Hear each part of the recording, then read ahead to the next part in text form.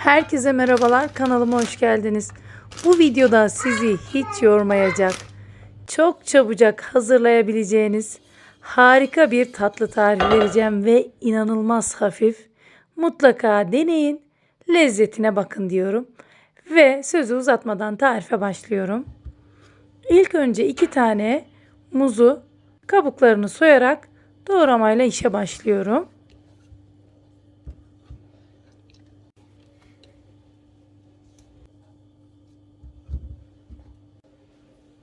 Şimdi muzları birer santim kalınlığında doğruyorum.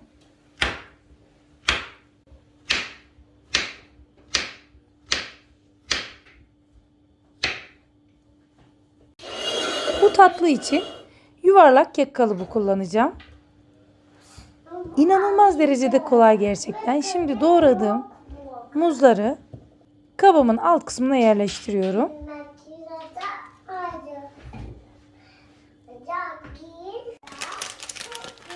Muzların üzerine bisküvileri bütün bir parça halinde yerleştireceğim. Tam olarak 1,5 paket kakaolu bisküvi kullandım. Yaklaşık 25-26 adet bisküvi kullandım diyebilirim. Bisküvileri de yerleştirdim.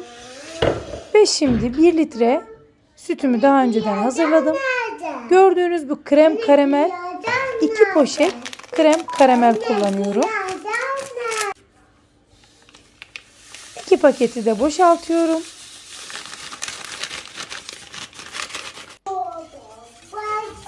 Ve eriyene kadar karıştırdım. Şimdi ocağın üzerine alıyorum. Ocağın altını yaktım. Ve kaynayana kadar karıştırmayı bırakmıyorum. Yavaş yavaş pişmeye başlıyor. Ve krem karamelim kaynamak üzere. Kaynadı. Kaynadıktan 1 dakika sonra ocağın üzerinden alıyorum. Ve soğumaya bırakıyorum. Yani 3-4 dakika beklerseniz yeterli olacaktır. Hatta benim gibi soğuk suyun altına koyabilirsiniz. 2 dakika bu şekilde soğuttum. Hazırlamış olduğum bisküvili muzlu kalıbın üzerine güzelce döküyorum.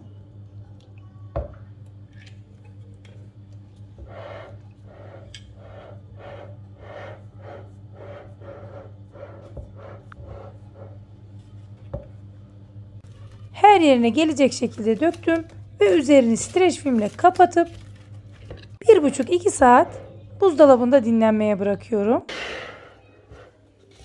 Ve bekledikten sonraki hali hızlıca kalıbınızı böyle sallayın lütfen.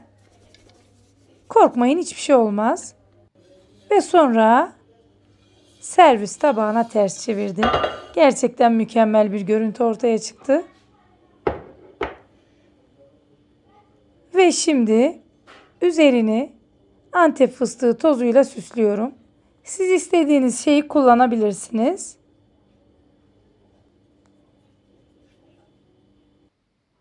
Poşetin içinden çıkan karamelle de yine üzerini süslüyorum.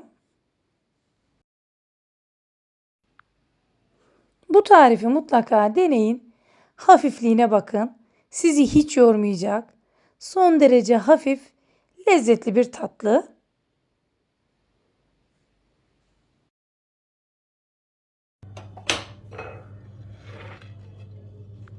Tatlım yemeğe hazır. Sizlere daha yakından gösteriyorum. Ve tatlımı dilimleyeceğim.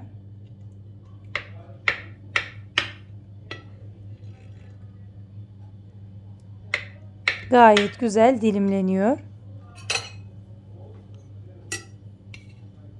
Servis tabağına alıp tadına bakmak için sabırsızlanıyorum.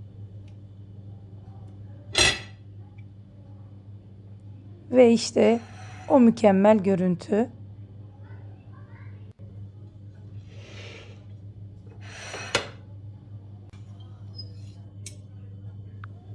Sizler de deneyin, tadına bakın.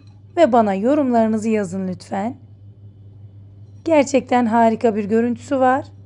Muz yerine diğer başka meyveleri de kullanabilirsiniz. Ve işte en sevdiğim anlardan biri tadına bakmak.